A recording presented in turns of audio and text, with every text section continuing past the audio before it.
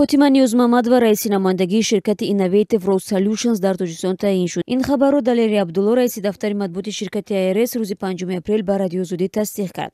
Далери Абдулло гуфт, ки Фотима Ниёзмамадова солҳои ахир дар вазифаи муовини раиси шӯрои нозирони намояндагии ширкати ARS дар Тоҷикистон кор мекард, ки муҳимтар аз вазифаи раиси намояндагии ин ширкат дониста мешавад.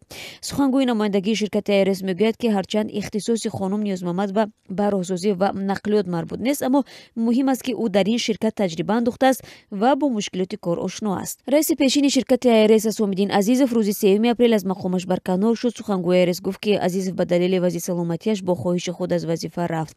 Азизов тақрибан 5 сол ба ҳайси раиси ин ширкат фаъолият дошт ва дар ин муддат барои таъмиру тармим ва нигоҳдории роҳҳои таҳти назораташ дар Тоҷикистон корҳои муҳиме анҷом дод, гуфт сухангӯи ширкат. Ширкати Innovative Road Solutions соли 2009 дар минтақаи офшории ҷазираҳои Вирҷиния, Бритониё сабти ном шуд. Дар Тоҷикистон танҳо филиали он амал мекунад. Масъулияти нигоҳубин ва пулчинӣ аз рӯи Душанбе Чанноқ тибқи як созишномаи консессионӣ соли 2009 бо ҳукумати Тоҷикистон ба ихтиёри ин ширкат вогузор шуд.